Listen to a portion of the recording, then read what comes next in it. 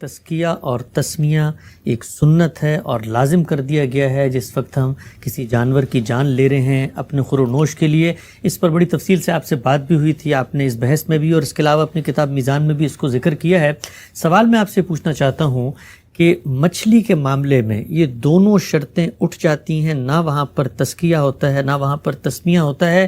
کھانے پینے میں، جانور کی جان لینے میں ایک ضروری حکم جب موجود تھا تو مچھلی کے معاملے میں وہ کیوں پیش نظر نہیں رہتا؟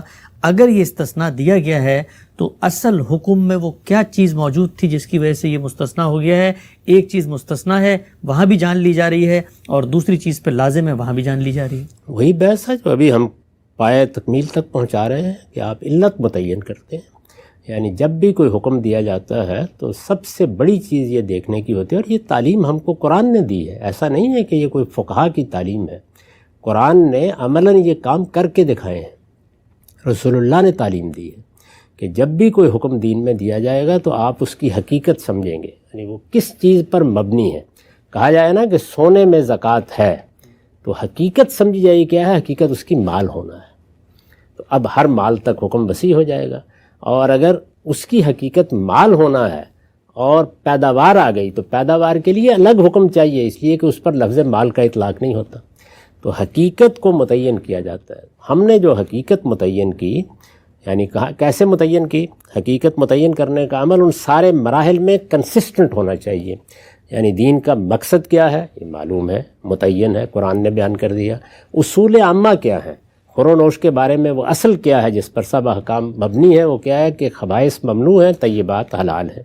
اس کے بعد تفصیلی احکام یا جزوی احکام کیا دیے گئے ہیں، کہاں کہاں دیے گئے ہیں، ان سب کا ہم نے جائزہ لیا، اور سب کا جائزہ لینے کے بعد ہم حتمی طور پر اس نتیجے پر پہنچ گئے کہ یہ اصل میں درندگی ہے۔ اس کا صدور دو پہلوؤں سے ہوتا ہے، ایک یہ کہ خون درندگی کی علامت ہے، آپ وہ کھانا یا پینا شروع کر دیں۔ دوسرے یہ کہ کسی جانور پر درندوں کی طرح پل پڑیں اس کی جان لینے کے لیے، جیسے کہ جب ہم بکرے کو ذبح کرتے ہیں یا گائے کو ذبح کرتے ہیں تو غور کیجئے، چھری ہاتھ میں پکڑ کے وہی کام کر رہے ہوتے ہیں جو شیر کرتا ہے یا چیتا کرتا ہے۔ وہ اپنی جان بچانے کے لیے بھاگنا چاہ رہا ہوتا ہے اور ہم پکڑ کے اس کو لٹا رہے ہوتے ہیں۔ وہ بھی اپنے دانت اس کی گردن میں گاڑ دیتا ہے، ہم بھی اپنی چھری اس کی گردن پر پھیر دیتے ہیں۔ تو یہ دونوں چیزیں جب واضح ہو گئیں کہ یہ ادھر سے بھی ایک طرح کی درندگی پیدا کرتی ہیں، ادھر سے بھی کرتی ہیں، تو اللہ تعالیٰ نے دونوں کو ممنوع قرار دے دیا۔ یعنی یہ کہا کہ خون لازماً نکلنا چاہیے تاکہ وہ اندر نہ رہے، اس طرح تم درندگی کی ظاہر سے بچو گے، یعنی جو صورت میں بھی اور جو اپنی حقیقت میں بھی نجس ہے۔ دونوں چیزیں واضح ہو گئیں، اور یہ عمل جو تم کرو گے تو اس کی بھی تطہیر ہونی چاہیے، اس کا بھی تزکیہ ہونا چاہیے۔ یعنی چھری پکڑ کے جب لٹا رہے ہوتے ہو جانور کو اور پل پڑتے ہو تو اس کے لیے کیا چیز ہے تطہیر؟ اللہ کا نام لو، یعنی یہ میرا اذن دیا ہے میں نے، اور تمہاری اس درندگی کو گوارا کیا ہے تاکہ تمہیں گوشت حاصل کیا جا سکے۔ تو یہ دونوں چیزیں متعین ہو گئیں۔ اب ہم دیکھیں گے کیا مچھلی کے بارے میں اس کی ضرورت ہے، یعنی کیا فی الواقع جس وقت اس کو جال ڈال کے پکڑا جاتا ہے تو اس موقع کے اوپر اس کے خون کی وہی صورت ہوتی ہے؟ تو یہ چیز مشاہدے اور تجربے کی ہے۔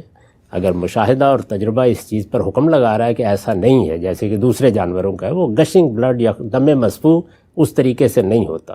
میں اب جو تحقیقات ہے اس معاملے میں وہ اس وقت موضوع بحث نہیں بنا رہا، یعنی یہ علم دیکھے گا۔ دوسرے یہ ہے کہ کیا اب اس کے اوپر اس طرح پل پڑنے کی ضرورت ہے، کیونکہ وہ تو مقصد ہی اس لیے تھا کہ آپ کو دم مسفوح کو نکالنا تھا، اس کی ضرورت نہیں پڑتی۔ ایک خاص طرح کی سفوکیشن پیدا ہوتی ہے اور وہ دنیا سے رخصت ہو جاتی ہے۔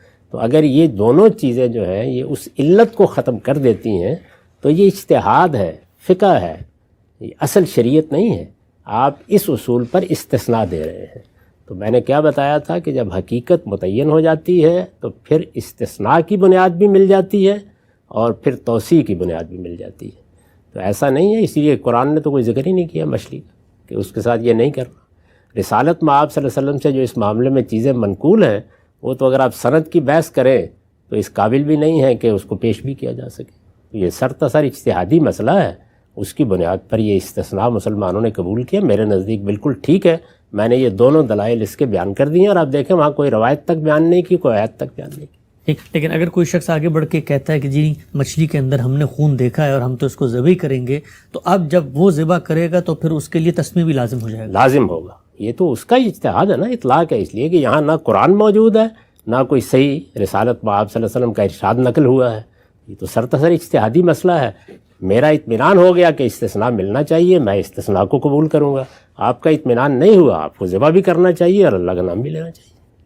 تمام اجتہادی امور میں ایسے ہی ہوتا ہے، لیکن بڑا ظلم کرے گا وہ شخص کہ یہ کہ اجتہادی مسئلے کو بنیاد بنا کر اصل کے بارے میں حکم لگائے، کیونکہ وہاں تو سب چیزیں اللہ کی کتاب میں بیان ہو گئی ہیں، اللہ کے پیغمبر نے واضح کر دی۔ ٹھیک ہے، ہم سے یہ نقطہ آپ نے واضح کیا، اس کا ایک ضمنی پہلو بیان کیجیے گا۔ اکثر آپ سے ابھی پوچھا گیا تو آپ نے کہا یہ مستحسن بات ہے کہ آپ جال پھینکتے ہوئے کم سے کم بسم اللہ پڑھ دیں، تو پھر وہ اصل حکم جب اٹھ گیا تو پھر بسم اللہ کی کیا ضرورت ہے؟ نہیں، یہ تو ہر جگہ ہمیں ہدایت کی گئی، ہر اچھے کام کو کرتے وقت کریں۔ کھانے پینے کی چیزوں میں خاص طور پر آپ دیکھیں، میں نے اس کو سنن میں بیان کیا ہے کہ آپ دائیں ہاتھ سے کھائیں گے، اللہ کا نام لے کے کھائیں گے، اس وقت آپ بسم اللہ پڑھیں، وہ بھی بہت اچھی بات ہے، کھاتے وقت پڑھیں وہ بھی بہت اچھی بات ہے، وہ اپنی جگہ ایک الگ چیز ہے۔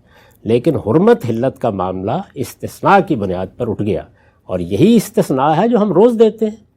یعنی یہ ساری جو بحث ہم نے کی ہے اس میں استرار کی بنیاد پر استثناء دیا ہے نا، تو دین میں جو استثناء کے اصول ہیں وہ یہی ہیں کہ یا تو حقیقت ختم ہو جائے گی، اور یہ حقیقت میرے نزدیک ختم ہو گئی۔ ابھی آپ نے سوال کیا تو میں نے آپ سے کہا کہ جب جینیاتی علم کے ماہرین یہ بتا دیں گے کہ حقیقت ختم ہو گئی ہے تو اس کے بعد اس سور کا کھانا بھی بالکل جائز ہو جائے گا۔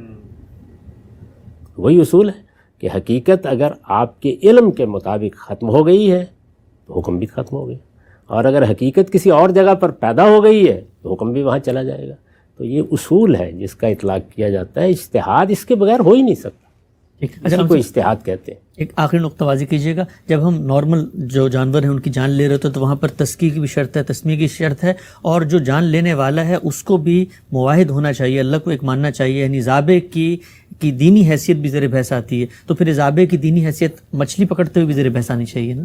تو ذابح ہے ہی نہیں، جب وہ ذبح کرے گا تو زیر بحث آئے گی نا، کچھ کیا ہی نہیں اس نے سرے سے۔ یعنی وہ جو ایک درندے کی طرح جانور پر جھپٹ پڑنا تھا اور اس کی گردن پر چھری چلا دینا تھا، اور اس نے مزاحمت کرنی تھی اور اس نے اس کو مار دینا تھا، بم بوٹ ڈالنا تھا، ان میں سے کوئی کام ہی نہیں ہوا، تو اس وجہ سے ضرورت بھی نہیں۔